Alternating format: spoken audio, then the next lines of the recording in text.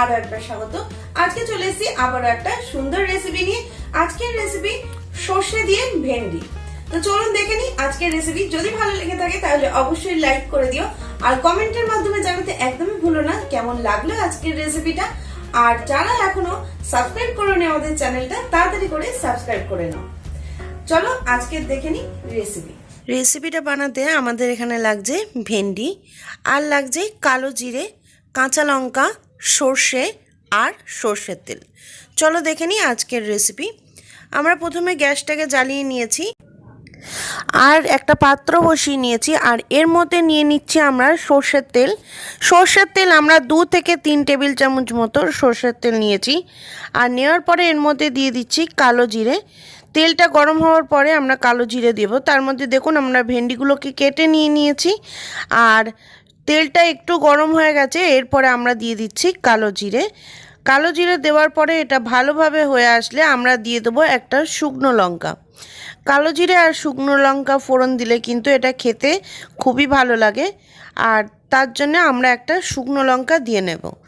শুকনো লঙ্কাটা দেওয়ার পরে শুকনো লঙ্কাটা একটু ফ্লেভার আসা আগে আমরা একটু ভালো করে নাড়িয়ে নেব। আর এরপরে দিয়ে দিচ্ছি আমরা ভেন্ডিগুলো আমরা কেটে নিয়েছি 2টো ভাগ করে। দেওয়ার পরে আমরা ভালোভাবে ভেন্ডিগুলোকে নেড়ে এর মধ্যে দিয়ে দেব সামান্য পরিমাণে হলুদ আর নুন।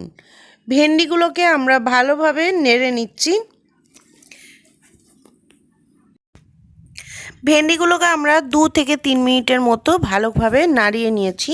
আর এর মধ্যে কিন্তু এরপরে আমরা অ্যাড করে দেব সামান্য পরিমাণে হলুদ, আর দিয়ে দেব স্বাদ মতো নুন। হলুদ আর নুনটাকে দেওয়ার পরে কিন্তু আমরা এটাকে আরও 2 থেকে 3 মিনিট খুব ভালো করে কিন্তু নেড়ে দেব, যাতে ভেন্ডিগুলোর মধ্যে সব এক গায়ে একসাথে যেন নুন আর হলুদটা মাখিয়ে যায়। আর আপনারা চাইলে কিন্তু এর মধ্যে দিতে পারেন শুকনো লঙ্কার গুঁড়ো। সেখানে আমি শুকনো লঙ্কার গুঁড়ো ইউজ করছি না। আমি এটাকে ভালোভাবে মাখিয়ে দিয়েছি, আর এর মধ্যে কিন্তু আমি দিয়ে দিয়েছি 2-1টা চিনি।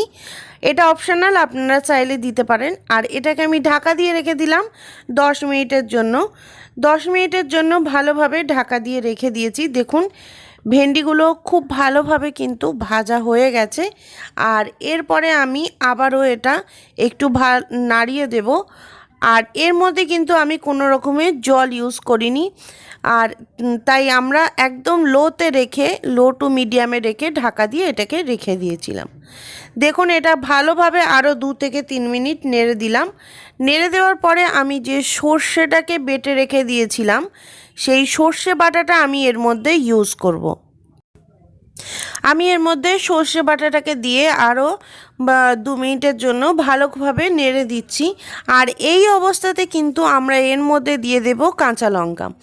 সর্ষে বাটা আর এখন যদি কাঁচা লঙ্কাটা দিই তাহলে কিন্তু এর ফ্লেভারটা খুব ভালো আসবে, আর কাঁচা লঙ্কার একটা যে টেস্ট সেটা কিন্তু আসবে।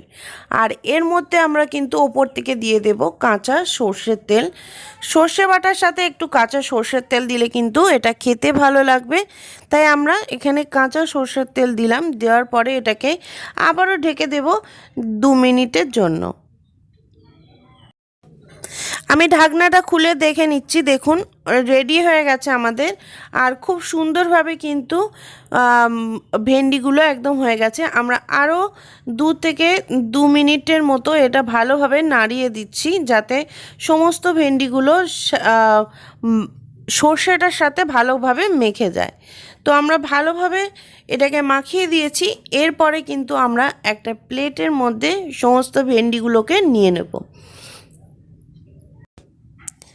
ভেন্ডিগুলোকে আমরা একটা প্লেটের মধ্যে নামিয়ে নিয়েছি, আর ওপর থেকে কিন্তু ছড়িয়ে দিয়েছি 1 টিস্পুন মতো সর্ষের তেল।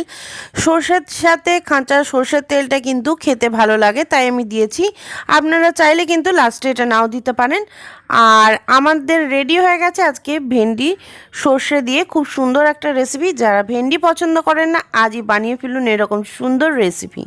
তাহলে আমাদের রেডি হয়ে গেছে আজকে সর্ষে দিয়ে ভেন্ডির একটা সুন্দর রেসিপি। যারা পছন্দ করে না ভেন্ডি, তারা কিন্তু চটপট বানিয়ে নাও এই রেসিপিটা। আশা করছি ভালো লাগবে। যদি ভালো লেগে থাকে তাহলে অবশ্যই একটা লাইক করে দিও, কমেন্টের মাধ্যমে জানাতে একদম ভুলো না কেমন লাগলো আজকের রেসিপিটা। আর যারা এখনো নতুন দর্শক আছো আমার চ্যানেলে সাবস্ক্রাইব করোনি, জলদি জলদি সাবস্ক্রাইব করে নাও আরো নতুন নতুন মজার ভিডিও পেতে। আর পাশে থাকা বেল বাটনটা ক্লিক করতে একদম ভুলো না। চলো আজকের মতো রেসিপি এই পর্যন্তই, আবার ফিরে আসবো নতুন কোনো রেসিপি নিয়ে।